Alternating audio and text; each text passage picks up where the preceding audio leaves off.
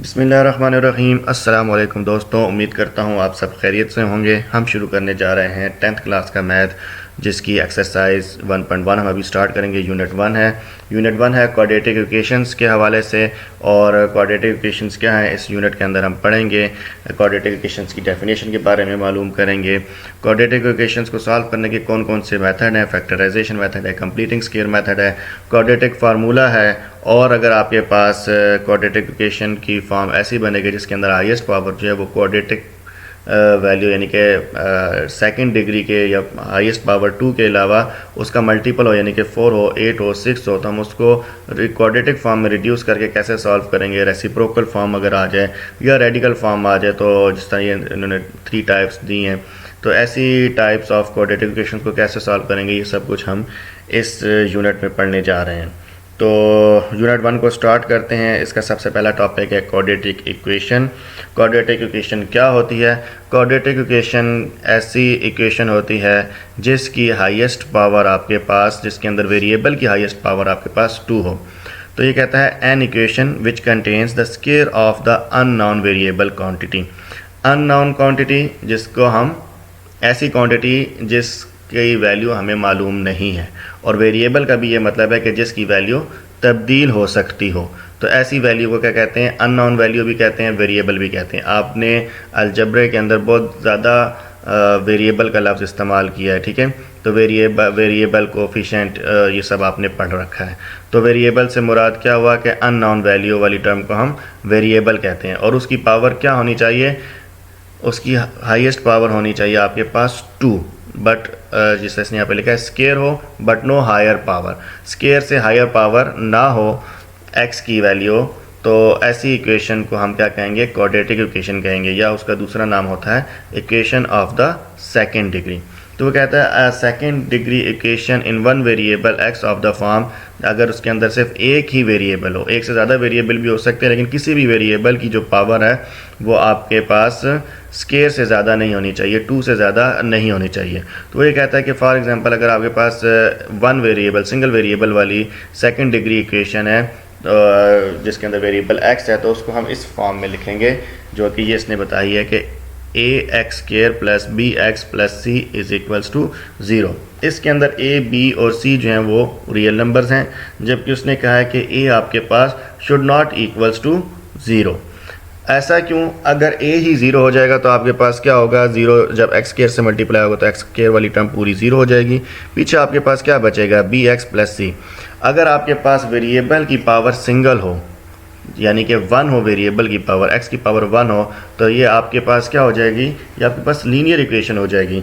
तो जहाँ पर आपके पास वेरिएबल की पावर 1 हो, ऐसी इक्वेशंस को लीनियर इक्वेशंस कहते हैं। अगर आपके पास वेरिएबल की पावर 2 होगी तभी उसको हम क्वाड्रेटिक इक्वेशन कहेंगे। सो इस बात से ये साबित हुआ कि a should not be is equals to 0, और इस फॉर्म को हम कहते हैं क्वाड्रेटिक इक्वेशन की जनरल या फिर स्टैंडर्ड फॉर्म। तो यहाँ पर उसने बताया कि a is the coefficient of x square and b is the coefficient of x and constant term is c। ये जहाँ पे a और b जो है ये कोफिशिएंट्स हैं और c जो है वो कांस्टेंट है। अब वो ये कहता है कि the equation x square minus 7x plus c is equals to 0 and 3x square plus 4x is equals to 5 are the examples of quadratic equations. ये उसने दो हमें क्वाड्रेटिक इक्वेशन की एग्जांपल दी है। आप देख रहे होंगे कि ये तो आपके पास 3 टर्म्स वाली इक्वेशन है, बिल्कुल जस्ट लाइक ये है, ठीक है। लेकिन अब एक फ़र्क यहाँ पे साइन का है, लेकिन अब यहाँ पे होना जनरल फॉर्म में, स्टैंडर्ड फॉर्म में यहाँ प्लस होना चाहिए था, लेकिन ये माइनस है। तो ये जो माइनस है ये बेसिकली इस कोफिशिएंट का माइनस, यानी कि यहाँ पे b इज़ इक्वल्स टू क्या है? -7 है। b is not is equals to +7 but b is equals to -7। जो प्लस है वो बेसिकली x के साथ है, तो प्लस माइनस मल्टीप्लाई होकर यहाँ पे माइनस है, ठीक है। तो एक तो ये आपने ख्याल रखना है। दूसरा यहाँ पे 3x square plus 4x is equals to 5 लिखा हुआ है। 5 जब दूसरी तरफ आएगा -5 हो जाएगा, यानी कि 3x square plus 4x minus 5 is equals to 0। तो अब आपके पास ये जो यहाँ पे c लिखा हुआ है, जो कांस्टेंट टर्म है, वो बेसिकली क्या है? वो है -5। ओके, तो वो इसने बताया है कि ये आपके पास स्टैंडर्ड फॉर्म में है, बट ये आपके पास स्टैंडर्ड फॉर्म में नहीं है। स्टैंडर्ड फॉर्म को करने का तरीका मैंने बता दिया है आपको। और उसने कहा कि अगर b 0 हो जाता है, अगर इस इक्वेशन के अंदर b ज़ीरो हो जाता है तो आपके पास क्या होगा, x वाली टर्म ज़ीरो हो जाएगी, पीछे आपके पास क्या बचेगा, a x square plus c is equals to zero.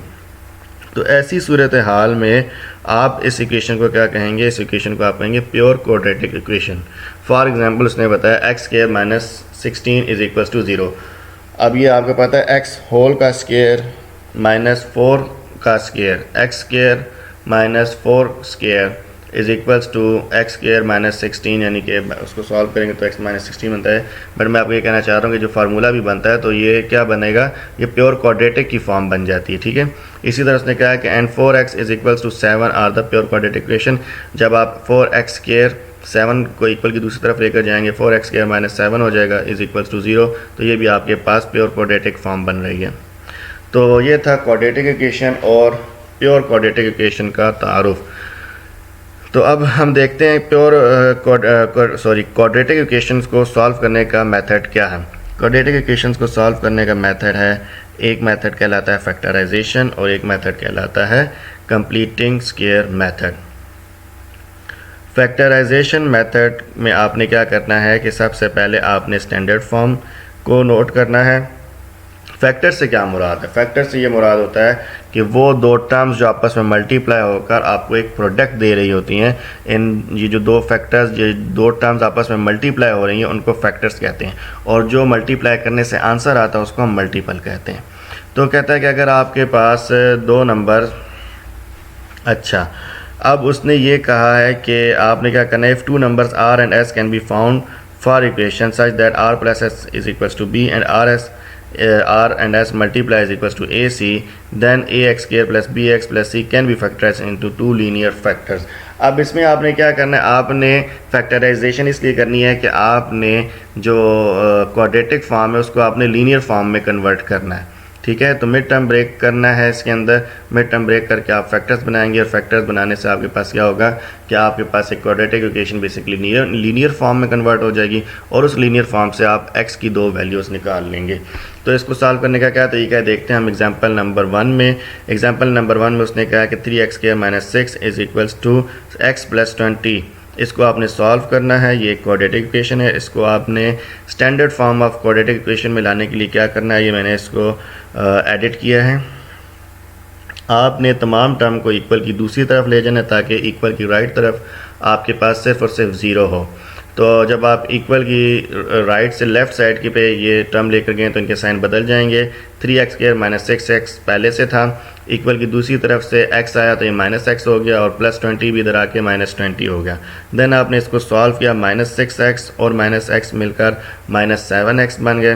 तो ये आपके पास फॉर्म बन गई 3x square minus 7x minus 20 is equals to 0। इसको जब हम स्टैंडर्ड फॉर्म के साथ कंपेयर करेंगे तो a की वैल्यू हमारे पास बनती है 3, b की वैल्यू हमारे पास बनती है माइनस 7 और c की वैल्यू यानी कि जो कांस्टेंट टर्म है उसकी वैल्यू हमारे पास बनती है माइनस 20। अब यहाँ पे उसने कहा है कि अब हमने करनी है mid term break. Mid term break करने के लिए हमने क्या देखना होता है, वो हमने ये देखना है कि जो आपके पास पहली टर्म यानी कि एक्स स्क्वायर वाली टर्म का जो आपके पास कोफिशिएंट है उसको आपने कांस्टेंट के साथ मल्टीप्लाई करना है, यानी कि 3 मल्टीप्लाई होगा माइनस 20 के साथ, तो आंसर आपके पास आता है माइनस 60। अब आपने ऐसे दो नंबर्स देखने हैं जिनको मल्टीप्लाई करें तो आपके पास आंसर बने माइनस 60 और अगर आप उन दोनों को ऐड करें तो आपके पास आंसर बनेगा माइनस 7। अब मैं आपको ये सबसे अहम चीज़ यहाँ समझने वाली है, ठीक है, कि मिड टर्म ब्रेक करनी कैसे या हमने फैक्टर्स बनाने कैसे। अब आप 60, आपको ये तो आराम से पता चल जाएगा ना कि आपने लास्ट टू नंबर्स को मल्टीप्लाई करना, जिसने 3 और माइनस 20 को मल्टीप्लाई किया तो आपके पास 60। आप यहाँ से चलें कि हमने ऐसे फैक्टर्स ढूंढने हैं जो मल्टीप्लाई होकर 60 आ सके। तो अब आप 2 के टेबल से स्टार्ट कर दें। 2 को अगर आप 30 से मल्टीप्लाई करेंगे तो आपके पास बनेगा 60, लेकिन 2 को जब आप 30 से माइनस करेंगे तो आपके पास बन जाएगा 28। तो ये नहीं हो सकता, लिहाजा 3 पे चलते हैं। 3 को आपको मल्टीप्लाई करना पड़ेगा किससे, 20 से। तो 3 को 20 से मल्टीप्लाई करेंगे 60 बन जाएगा, लेकिन 3 को 20 से जब माइनस करेंगे तो आपके पास आंसर आ जाएगा क्या, 17 बन जाएगा। तो ये भी हमें नहीं चाहिए। तो हम चलते हैं 4 की तरफ। 4 को हमें क्या करना पड़ेगा, 15 से मल्टीप्लाई करेंगे तो 60 आएगा। तो 4 को जब 15 से माइनस करेंगे तो आंसर आएगा माइनस 11 या 11 आएगा। तो ये नंबर भी हमें नहीं चाहिए, हमें तो 7 का नंबर चाहिए। तो 4 भी हो गया ख़त्म। अब करते हैं 5 और 12, मतलब 5 को हम कितनी दफ़ा मल्टीप्लाई करें तो 60 आएगा।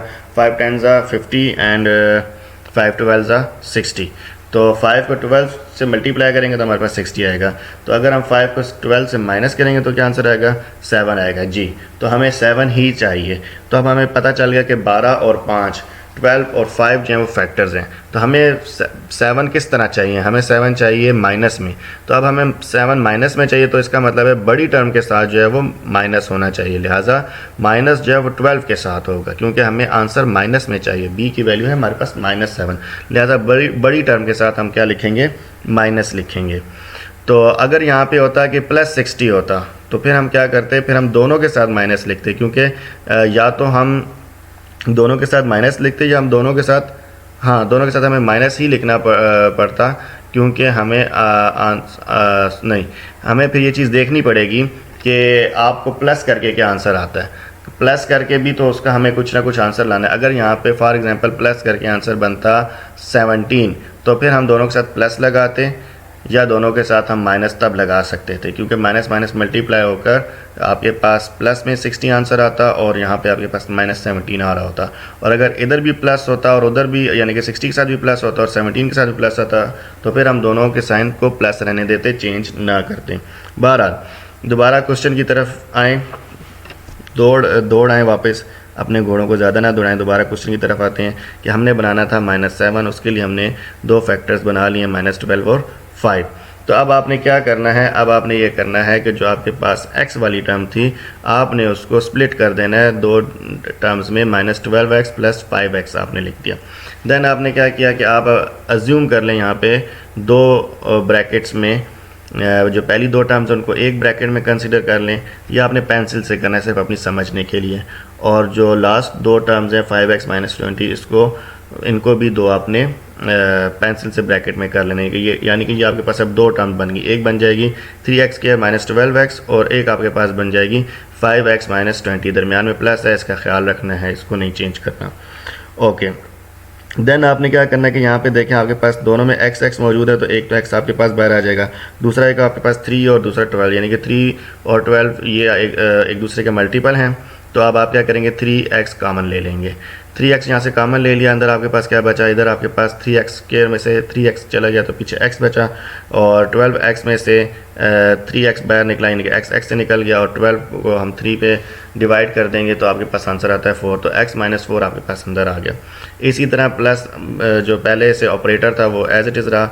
इधर 5x - 20 था, यहाँ से आपने 5 कॉमन ले लिया। अब आपने इधर ऐसी टर्म बनानी है जो यहाँ पे बनी है वही आनी चाहिए, और यहाँ पर आपके पास x तो दोनों में से कॉमन ले नहीं सकते क्योंकि दोनों के साथ x नहीं है, तो आप एक 5 ही कॉमन ले सकते हैं। ठीक है, तो आपने 5 बार ले लिया, और x - 4, जब आपने 5 कॉमन लिया तो अंदर आपके पास क्या बचा? x - 4, 5 4 20 होता है इस वजह से। ठीक है, तो अब आपके पास ये दोनों टर्म सेम हो गई x - 4 की। तो जो आपके पास ब्रैकेट के अंदर दो दफ़ा इधर भी, यानी कि x - 4 इधर भी x - 4 लिखा है, उसका आपने एक दफ़ा लिख देना है अगले स्टेप में। और जो बाहर आपने दोनों में कॉमन लिया था 3x + 5, इन दोनों को भी आपने एक ब्रैकेट में करके फैक्टर की फॉर्म में लिख देना है। ठीक है, ये जो ब्रैकेट में हम करके लिखते हैं ना इसको हम कहते हैं फैक्टर की फॉर्म। ठीक है, ये फैक्टर फॉर्म है ये। तो x - 4 एक फैक्टर बन गया, 3x + 5 एक फैक्टर बन गया। अब आप देख सकते हैं कि दोनों की जो हाईएस्ट पावर है वो, यानी कि वेरिएबल की हाईएस्ट पावर क्या है? यहाँ पे 1 है। तो अब ये आपके पास लीनियर फॉर्म आ गई। अब आपने इन दोनों को फैक्टर्स को बारी बारी = 0 पुट करना है। x - 4 = 0 and 3x + 5 = 0। अब इन दोनों को अलग अलग सॉल्व कर लेंगे। x - 4 = 0 था, तो x = 4 हो जाएगा, -4 दूसरी तरफ जाके +4 हो गया। इसी तरह 3x + 5 = 0 था, तो आपके पास +5 दूसरी तरफ जाके -5 हो गया, 3x = -5। And then next step में x इधर ही रहा, 3 दूसरी तरफ जाके डिवाइड हो जाएगा, x = -5/3। तो आपके पास दो आंसर आ गए, -5/3 एंड 4। आपने इनको तरतीब से लिखना है, आपने 4 एंड -5/3 नहीं लिखना, पहले आपने छोटी रकम को लिखा करते हैं। ठीक है, तो सोल्यूशन सेट आपके पास क्या आ जाएगा? मीडियम ब्रैकेट या स्क्वायर ब्रैकेट के अंदर, सॉरी स्क्वायर ब्रैकेट नहीं है, ये मीडियम ब्रैकेट है। मीडियम ब्रैकेट के अंदर आपने -5/3 एंड 4 को कॉमा के साथ लिखकर ये सोल्यूशन सेट बना देना। ये तरीका था आपके पास फैक्टराइजेशन का। नेक्स्ट हम देखते हैं कि अच्छा, एक और उसने एग्जांपल दी है फैक्टराइजेशन ही की, और ये उसने आपको दी है किसकी? यहाँ पे आपके पास कांस्टेंट की टर्म नहीं है। उसने एक और आपको क्वाड्रेटिक इक्वेशन ही दी है, लेकिन इसके अंदर कांस्टेंट नहीं है। कहता है 5x square is equals to 30x। इसको आपने फैक्टराइजेशन से सॉल्व करना है। अच्छा, ये मैंने राइट हैंड साइड पे ख़ुद सॉल्व किया है आपको यही बात समझाने के लिए, जिस तरह इसने यहाँ पे भी लिखा है। अब देखें यहाँ पे इसने फैक्टर्स फॉर्म में उसने कहा फैक्टराइजेशन से सॉल्व करना है। तो फैक्टर्स मतलब यहाँ पे मल्टीप्लिकेशन का कानून लागू करते हुए हमने इसको सॉल्व करना है। हमने इसको इस तरह नहीं करना है कि हम डायरेक्ट इसको कटिंग कर दें, ठीक है। तो आपने क्या किया कि 5x square is equals to 30x लिखा। 30x दूसरी तरफ आएगा तो आप यहाँ प्लस हो रहा है तो यहाँ माइनस हो रहा है। सोचने की बात यह कि अगर यहाँ पे मल्टीप्लिकेशन की फॉर्म में लिखा तो वहाँ जाके डिवाइड भी तो हो रहा है, क्यों ना हम डिवाइड करके इसको सॉल्व कर लें। तो वो तरीका मैंने यहाँ पर किया हुआ है, ठीक है। हम यहाँ इसको देखते हैं।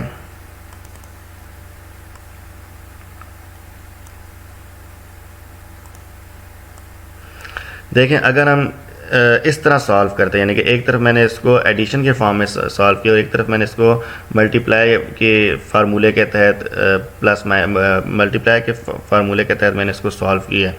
तो मल्टीप्लाई वाले तरीके से हमने इसलिए इसको सॉल्व नहीं किया क्योंकि इससे हमारे पास आंसर एक ही आता है, यानी कि सिंगल आंसर आ रहा है। हमें इसके दो आंसर चाहिए, क्यों? क्योंकि ये स्केयर की बात हो रही है। स्केयर जब वेरिएबल की पावर स्केयर है तो हमारे पास रूट्स क्या होंगे? दो होंगे। तो हमारे पास आंसर दो आने चाहिए। इसलिए हम क्या करेंगे, हम कॉमन लेने वाला मेथड या फैक्टर्स बनाने वाला मेथड करेंगे। तो 5x square minus 30x is equals to 0 होगा और देन आप 5x कॉमन ले लेंगे तो आपके पास ब्रैकेट के अंदर x माइनस 5 माइनस 6 आ गया। अब देखें, ये जो 5x है इसको भी आप ब्रैकेट में कर दें तो ये आपके एक फैक्टर आपके पास 5x आ गया और एक फैक्टर आपके पास x माइनस 6 आ गया। तो ये अब आपके पास दो लीनियर फॉर्म्स बन गए। आपने दोनों को अलग अलग इक्वल्स टू 0 लिखा और दोनों को जब आपने सॉल्व किया तो एक तरफ आपके पास 0 डिवाइडेड बाई 5 आ रहा है, एक तरफ 6 आ रहा है। 0 डिवाइडेड बाई 5 का मतलब 0 ही है। तो आपके पास दो आंसर आ रहे हैं यहाँ पे 0 और 6 और आप सोल्यूशन सेट आ रहा है 0। लेकिन जब आप राइट हैंड साइड पे देखते हैं कि आप इसको डिवाइड की फॉर्म में लिख देते हैं, जब आप 30x को राइट साइड से लेफ्ट साइड पर लेकर जाएंगे तो ये डिवाइड में चला जाएगा, लेकिन पीछे यहाँ पे अब 0 नहीं बचेगा, यहाँ पे क्या बचेगा? 1 बचेगा। क्योंकि जब डिवीजन जिसके साथ कुछ नहीं होता उसके साथ आपको पता है मल्टीप्लिकेशन फॉर्म में 1 होता है, ठीक है। तो जब आपने इसको डिवाइड कर दिया, x x से कट जाएगा। यहाँ पे देखें x की एक x दूसरे x से कट रहा है, यानी कि x की पावर पहले स्केयर है तो अब आपके पास x की पावर सिंगल हो रही है। तो यहाँ पर आपके पास x का एक ही आंसर है, x डिवाइडेड बाई 6 हो जाएगा क्योंकि 5 1 ज़ा 5 एंड 5 6 ज़ा 30। x divided by 6 is equals to 1। 6 दूसरी तरफ जाके 1 से मल्टीप्लाई हुआ तो आपके पास x इज इक्वल्स टू 6 आ जाएगा। तो यहाँ पर आपके पास एक आंसर आ रहा है, दूसरा आंसर नहीं आ रहा, लिहाजा हमने ये वाला तरीका नहीं करना, हमने फैक्टर्स बनाने वाला तरीका ही ऑप्ट करना है। यही सारी बात इसने यहाँ पर बताई कि ये जो इंग्लिश में भी इसने लिखा है, remember that cancelling of x on both sides of 5x square is equals to 30x means the loss of one root that is x is equals to 0। Okay, next step है हमारे पास completing square method. Completing square method का complete जो तरीका है इसको solve करने का, वो मैंने उर्दू में भी इस तरह से लिखा है क्योंकि मेरी आदत है, मैं बच्चों को देसी तरीके से जब पढ़ाता हूँ ना तो मैं उनको लिखवाता हूँ कि बेटा ये इसके सॉल्व करने के ये 2 या 4 कानून है, आपने इसके मुताबिक ही इन क्वेश्चंस को सॉल्व करना है। तो ये मैंने राइट साइड पे लिखा है, हम इसको भी पढ़ लेते हैं। सबसे पहले आपने क्या करना है कि जो भी आपके क्वेश्चन दिया गया होगा आपने उसको जनरल फॉर्म या स्टैंडर्ड फॉर्म में कन्वर्ट करना है। जनरल फॉर्म और स्टैंडर्ड फॉर्म में आपने कन्वर्ट करने के बाद आपने क्या करना है कि सी वाली टर्म यानी कि जो कांस्टेंट वाली टर्म है, जो कांस्टेंट टर्म है, आपने उसको इक्वल की दूसरी तरफ ले जाना है, ठीक है। पहला स्टेप आपका ये है कि आपने कांस्टेंट वाली टर्म को, यानी जिस तरह यहाँ पे -4 है, हम साथ साथ इस क्वेश्चन को भी सॉल्व करते हैं। क्वेश्चन है आपके पास x square minus 3x minus 4 is equals to 0। इसको आपने कंप्लीटिंग स्क्वायर मेथड से सॉल्व करना है। तो अब आप क्या करेंगे, पहला स्टेप ये है कि आपने कांस्टेंट वाली टर्म को इक्वल के दूसरी तरफ ले जाना है। तो ये हम यहाँ पे -4 था, इक्वल की दूसरी तरफ जाके +4 हो गया। x square minus 3x is equals to 4 आ गया। तो ये आपके पास पहला स्टेप हो गया, ठीक है। दूसरा स्टेप ये है कि आपने जो b वाली टर्म है, बी टर्म आपके पास क्या बनती है, यानी कि जो x के साथ जो कोफिशिएंट है वो b कहलाता है। तो ये जो b वाली टर्म है आपने इसको मल्टीप्लाई करना है। अच्छा, यहाँ पे भी आप जिस तरह पिछले क्वेश्चन में आपने a, b और c को अलग अलग किया, तो यहाँ पे भी आपको लिख लेना चाहिए कि यहाँ पे a क्या बन रहा है, a इज इक्वल्स टू 1 आ रहा है, b इज इक्वल्स टू -3 आ रहा है और c आपके पास -4 है। तो सी आप इक्वल की दूसरी तरफ ले गए। बी आपके पास -3 था, उसको आपने क्या करना है, दूसरा स्टेप ये है कि आपने मल्टीप्लाई करना है 1/2 से। मल्टीप्लाई करने के बाद दोनों तरफ ऐड कर देना है, यानी कि 3 को मल्टीप्लाई कर देंगे, आप -3 है, इसको आप मल्टीप्लाई कर देंगे 1/2 से, -3/2 बन जाएगा, और इसको आपने दोनों तरफ ऐड कर देना है स्केयर के साथ। ठीक है, अच्छा दोनों तरफ मैंने लिखा है ऐड कर देना है, मैं यहाँ पे स्केयर लिखना भूल गया हूँ कि आपने स्केयर लिखकर ऐड करना है। ठीक है, ये आप इसमें एडिशन कर दें कि आपने दोनों तरफ स्केयर लेकर इस टर्म को ऐड करना है। किस टर्म को ऐड करना है? जिस टर्म को आप 1/2 से मल्टीप्लाई करेंगे। ओके, तो -3/2 होल का स्केयर आ गया, इसको आपने दोनों तरफ ऐड कर लिया। जब आपने दोनों तरफ ऐड किया तो अब आप ये देख सकते हैं कि आपके पास लेफ्ट हैंड साइड पे एक फार्मूला बन रहा है, x² -3x + 3 का होल स्केयर।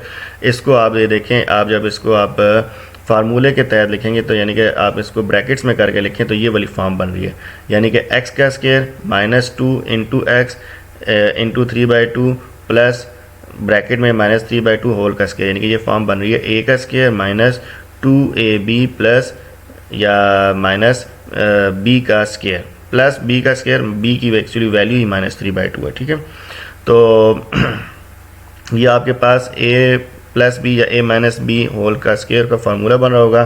तो थर्ड स्टेप ये है कि आपके पास जो a + b या a - b होल का फार्मूला दोनों तरफ बनेगा, तो आपने क्या करना है, लेफ्ट हैंड साइड का जो आपके पास a + b whole square form में लिखे रहने देना। लेफ्ट हैंड साइड पर आपने इसको, अभी एक्सपेंडिंग फॉर्म में, इसके बाद आपने इसको फार्मूले की फॉर्म में लिखना है।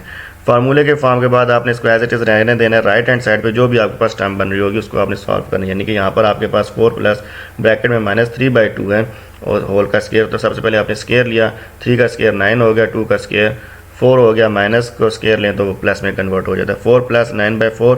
देन आपने इसको एलसीएम लेके सॉल्व किया तो दोनों के नीचे 4 आ जाएगा, 4 × 4 = 16, 16 + 9, 16 + 9 = 25, 25/4 यहाँ पर आपके पास आ गया।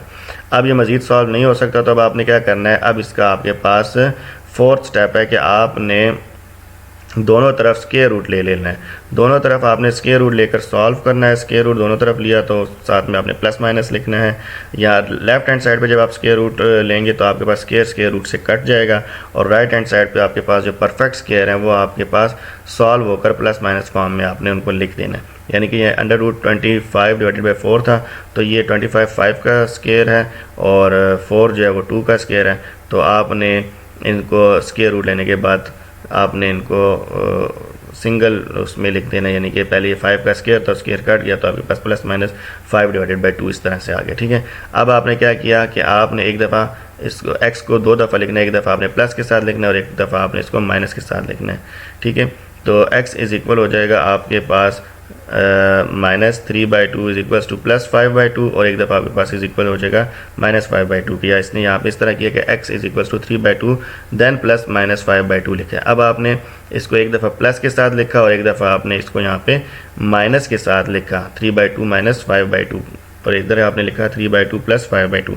देन आपने दोनों को सॉल्व किया, नीचे दोनों का कॉमन 2 एलसीएम आ रहा, ऊपर 3 + 5 हुआ तो 8/2 हो गया। 8/2 / 2 किया 8/2 को, तो 4 आंसर आता है। इसी तरह यहाँ पे आपने 2 लिया, 3 - 5 था तो बड़ी रकम के साथ माइनस है तो ये -2 आ जाएगा, 5 में से 3 का -2, देन -2 / 2, 2 से काट के -1 आंसर आ जाएगा। ठीक है, तो अब आपके पास यहाँ पे x के 2 आंसर आ रहे हैं, एक -1 और एक 4। तो ये था तरीका कंप्लीटिंग स्क्वायर का मेथड था। इसी तरह आपने इसका दूसरा पार्ट, उसने एक और क्वेश्चन दिया है 2x² - 5x - 3 = 0। तो अब आपने क्या करना है, सबसे पहले आपने जो कांस्टेंट टर्म है उसको इक्वल के दूसरी तरफ लेकर जाना है। ठीक हो गया। अच्छा, यहाँ पर इसने एक और ये एग्जांपल इसने देने का मकसद ये था कि अब आप इस तरह करें कि आपके साथ जो x² वाली जो टर्म है आप उसको अगर बंद कर लें तो वो आपके लिए आसानी हो जाएगी, अदरवाइज़ आपको सॉल्व करने में मुश्किल होगा, आपके पास कोफिशिएंट्स बहुत ज़्यादा बढ़ जाएंगे। तो उसने कहा कि 2x² - 5x - 3 = 0 है। तो सबसे अब जो मैंने पीछे आपको स्टेप्स लिखे थे उसके अंदर आप एक स्टेप ये भी ऐड कर सकते हैं कि आपने पहला स्टेप ये कर लें कि जो आपके पास x² वाली टर्म है आप उन्हें उसको कोफिशिएंट से आज़ाद कराना है, उसका कोफिशिएंट आपका 1 होना चाहिए। तो अब इसके पास इसका यहाँ पे 2x² लिखा हुआ है, तो आप क्या करें, इसको डिवाइडेड बाय होल टर्म को आप डिवाइडेड बाय 2 कर दें। तो जब आप होल टर्म को डिवाइडेड बाय 2 करेंगे, ये यहाँ पे जब आप होल टर्म को डिवाइडेड बाय 2 करेंगे तो x square 2x square divided by 2 करेंगे तो ये x स्क्वायर आ जाएगा। 5 डिवाइडेड बाय 2 होगा तो ये -5/2x हो जाएगा। इसी तरह ये -3/2 इक्वल्स टू 0 हो जाएगा। देन आपने वहाँ से जो पहले वहाँ पे मैंने 1 स्टेप कहा था वो 2 स्टेप बन गया कि आपने ये करना है कि आपने जो कांस्टेंट टर्म है, यहाँ पे कांस्टेंट टर्म -3/2 है, उसको इक्वल की दूसरी तरफ ले जाना है। पहला स्टेप हो गया। दूसरे स्टेप में आपने क्या करना है, जो x वाली टर्म के साथ जो कोफिशिएंट है यानी कि जो b है जो कि -5/2 बनता है, इसको आपने क्या करना है 1/2 से मल्टीप्लाई करना है और जो आंसर आता है वो आपने दोनों तरफ ऐड कर देना है। जब आपने -5/2 को 1/2 से मल्टीप्लाई किया तो यह बन गया -5/4। अब इस -5/4 का आपने स्क्वायर लेके दोनों तरफ ऐड कर देना है। तो नाउ एडिंग -5/4 होल का स्क्वायर ऑन बोथ साइड, दोनों तरफ आपने ऐड किया। तो अब यहाँ पे आपके पास a square -2ab plus b square की फॉर्म बनी यानी कि x -5/4 होल का स्क्वायर, यानी कि पहला ये टर्म आपके पास x है, x ये आपके पास a होगी और ये -5/4 जो ये आपके पास b बन गई। तो ये आपके पास a - b होल का स्क्वायर यानी कि x -5/4 होल का स्क्वायर बन गया। राइट हैंड साइड पे आपने क्या करना है कि वेरी सिंपल, आपने स्क्वायर को ओपन कर देना है। 5 और 5 25, 25/16 आ जाएगा। यहाँ पे माइनस माइनस प्लस हो जाता है, माइनस का स्क्वायर जब भी लें तो ये प्लस हो जाता है, ठीक है। तो यहाँ पे आपके पास 3/2 प्लस 25/16 आ गया। अब यहाँ पर आप एलसीएम लेंगे तो अगर दोनों आपके पास जुफ्त अदद हो यानी कि इवन नंबर हो तो आपके पास जो बड़ी रकम होती है एलसीएम आप उसी का लेते हैं, यानी कि यहाँ पे आपके पास 16 आ जाएगा। तो आप जब 16 को 2 पे डिवाइड करेंगे तो ये आपके पास क्या बनता है, आपके पास बनता है 8। तो आप नीचे यहाँ पे 8 आता है तो 8 आप ऊपर 3 के साथ मल्टीप्लाई कर देंगे, 8 या 24, तो यहाँ पे आपके पास 24 आ गया। इसी तरह 16 को 16 पे डिवाइड करें 1 25 से मल्टीप्लाई होगा तो 25 आएगा। तो 24 प्लस 25 इज इक्वल्स टू 49। तो ये आपके पास आ जाता है 49 डिवाइडेड बाई 16। अब ये देखें दोनों परफेक्ट स्क्वायर बन रहे हैं। अच्छा, अब आपने क्या करना है कि आपने स्क्वायर रूट ले लेना है दोनों साइड्स पे। स्क्वायर रूट लिया तो आपके पास जो लेफ्ट हैंड साइड पे होल का स्क्वायर या जो a minus b whole square का फार्मूला था, फार्मूले का स्क्वायर रूट से कट जाएगा तो आपके पास ये बन जाएगा x - 5 डिवाइडेड बाई 4, ठीक है। ये आपके पास लेफ्ट हैंड साइड पे आ गया। राइट हैंड साइड पे आपने क्या करना है, प्लस माइनस के साथ लिखना है। 49 का स्क्वायर रूट होता है 7 और 16 का होता है 4, तो प्लस माइनस 7/4 आ गया। तो अब आपने क्या करना है कि एक दफ़ा प्लस के साथ और एक दफ़ा माइनस के साथ इनको अलग अलग लिख लेना है। x - 5/4 इक्वल्स टू एक दफ़ा प्लस 7/4 और एक दफ़ा यहाँ पे -7/4। देन आपने x को एक तरफ रहने देना और बाकी टर्म्स को दूसरी तरफ ले जाना है, यानी कि -5/4 दूसरी तरफ जाके +5/4 हो जाएगा। दोनों तरफ 4 कॉमन, दोनों के नीचे 4 कॉमन है डिनोमिनेटर में। आपने इसका एलसीएम ले लेना है। एलसीएम लेने के बाद आपके पास क्या बनता है, नीचे 4 आ गया, ऊपर वाले एज इट इज़ रहेंगे यानी कि 1 से मल्टीप्लाई हो जाएंगे। 7 + 5 is equals to 12 divided by 4 हुआ तो आपके पास आंसर आ रहा है 3। एक आपके पास आंसर 3 आ गया। राइट हैंड साइड पे देखते हैं, जब आपके पास यहाँ पे माइनस था वहाँ जाके प्लस हुआ, उधर पहले से माइनस मौजूद है, दोनों के नीचे 4 है, एलसीएम 4 आ गया। -7 + 5 -7 + 5 के तो आंसर आ रहा है -2 डिवाइडेड बाई 4 किया तो ये आपके पास -1/2 आता है, ठीक है। तो अब आपने इसको काटने पीटने के बाद जो है वो आपके पास -1/2 एक तरफ आंसर आ रहा है और दूसरी तरफ 3। तो आपने पहले छोटा आंसर लिखना है, तो x की आपके पास आंसर बनते हैं एक -1/2 और एक बनता है 3। सोल्यूशन सेट की फॉर्म में लिखने के लिए आप इसको मीडियम ब्रैकेट में -1/2 एंड 3 इस तरह आप इसको लिख देंगे, ठीक है। नेक्स्ट आपके पास आ रही एक्सरसाइज 1.1, जिसके पहले क्वेश्चन में आपने मालूम करने है कि ये जो आपको 6 पार्ट दिए गए इनमें से क्वाड्रेटिक इक्वेशंस कौन सी हैं, स्टैंडर्ड क्वाड्रेटिक इक्वेशन कौन सी और प्योर क्वाड्रेटिक इक्वेशंस कौन सी है। बेसिकली यहाँ आपने जस्ट इसको सॉल्व करके एक क्वाड्रेटिक फॉर्म बनानी है। देन इसका सेकंड क्वेश्चन है जिसके 6 पार्ट हैं और इसके अंदर आपने क्या करना है कि फैक्टराइजेशन के मेथड से इसको सॉल्व करना है। पहले 4 क्वेश्चन इसके अंदर बहुत आसान से, लास्ट 2 ही इंपॉर्टेंट भी हैं और थोड़े से डिफ़िकल्ट भी लगते हैं बच्चों को। बहरहाल ये मैं सारे आपको इंशाल्लाह अगली वीडियो के अंदर करवाऊँगा जब हम सोल्यूशन करेंगे। और इसी तरह थर्ड क्वेश्चन के अंदर आपने कंप्लीटिंग स्क्वायर मेथड से करना है। कंप्लीटिंग स्क्वायर मेथड्स के यहाँ पे क्वेश्चन ज़्यादा इंपॉर्टेंट है, स्पेशली ये जो जिसमें दो आपके पास वेरिएबल्स शामिल है। एक वेरिएबल इसके अंदर एज अ कोफिशिएंट इस्तेमाल हो रहा है और एक वेरिएबल जिसकी पावर 2 है वो आपके पास बेसिकली क्वाड्रेटिक इक्वेशन वाला वेरिएबल इस्तेमाल हो रहा है। और इसी तरह इसके भी लास्ट के जो 3-4 क्वेश्चन हैं वो थोड़े से लेंथी और थोड़े से इंपॉर्टेंट है। तो मिलते हैं इंशाल्लाह अगली वीडियो में इस एक्सरसाइज 1.1 के सोल्यूशन के साथ। उम्मीद करता हूँ यहाँ तक आपको काफ़ी हद तक कंसेप्ट आपका क्लियर हो चुका होगा। मज़ीद जो भी आपके जहन में कन्फ्यूजन रह गई है वो इंशाल्लाह एक्सरसाइज के सॉल्यूशन में सॉल्व हो जाएगी। और आपका अगर कोई क्वेश्चन हो तो आप मुझसे ज़रूर कमेंट्स में पूछिए।